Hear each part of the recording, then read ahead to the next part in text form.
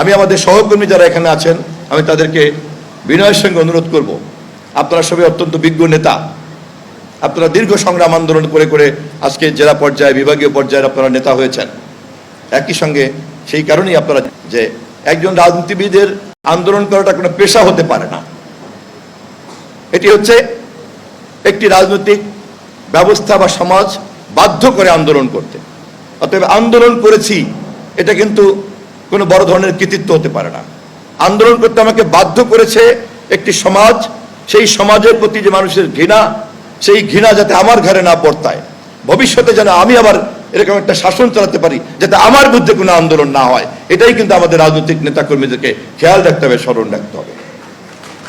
আমাদের নেতা দেশনায়ক তারেক রহমানের প্রত্যেকটা বক্তব্য আমি প্রিয় সহকর্মীদেরকে গভীর মনোযোগ দিয়ে পাঠ করার অনুরোধ করব এবং স্পষ্টভাবে বলতে চাই, পুরনো চিন্তা মগজ থেকে নামিয়ে ফেলতে হবে। কোনো ধরনের কোনো অরাজনৈতিক, অসৌজন্যমূলক, গণবিরোধী বক্তব্য, চিন্তা, আচরণকে আমরা বিন্দুমাত্র প্রশ্রয় দেব না।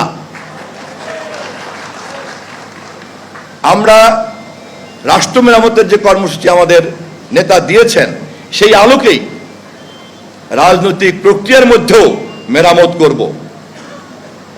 আশা করি আমাদের সর্বস্তরের নেতাকর্মীরাও প্রস্তুত হব আমরা আমাদের নেতার এই লক্ষ্যকে বাস্তবায়ন করার ক্ষেত্রে সহযোগিতা করতে। যদি কারো মনে হয় যে না সহযোগিতা হচ্ছে না, তাহলে যা সিদ্ধান্ত নেওয়ার আমাদের দলের পক্ষ থেকেই নেওয়া হবে। পুরো বিষয়টা আমি যদি এক জায়গায় দাঁড় করি, ভাষা আন্দোলনের আজকের এই আলোচনা সভায় আমাদের অন্যায়ের বিরুদ্ধে কথা বলতে গিয়ে ভাষা আন্দোলন, তারপরে আবার স্বায়ত্তশাসন, তারপর আবার স্বাধীনতা আন্দোলন, তারপর আবার এরশাদ বিরোধী আন্দোলন, তারপর আবার হাসিনা বিরোধী আন্দোলন, এরপরে আর বাংলাদেশে কোনো আন্দোলন হোক আমাদের নেতা কিন্তু তা চান না। এবং তা বন্ধ করার একটাই মাত্র পথ, তিনি যেভাবে রাষ্ট্রের পরিকল্পনা ঘোষণা করেছেন আমরা সবাই মিলে তা যদি বাস্তবায়ন করতে পারি তাহলে একমাত্র নির্বাচন আর নির্বাচনই হবে ক্ষমতা পরিবর্তনের মাধ্যম, অন্য কোনো মাধ্যমে ক্ষমতা পরিবর্তন করতে দেয়া হবে না।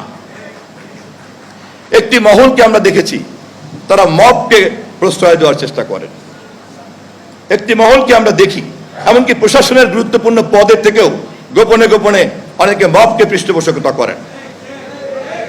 সরকার পরিচালনার দায়িত্ব আমরা নিয়েছি, সমস্ত ধরনের সংবাদ আমাদের কাছে আছে এবং থাকবে, এবং এই সরকার কিভাবে পরিচালনা করতে হয় তারেক রহমানের নেতৃত্বে মন্ত্রিপরিষদ তা জানে।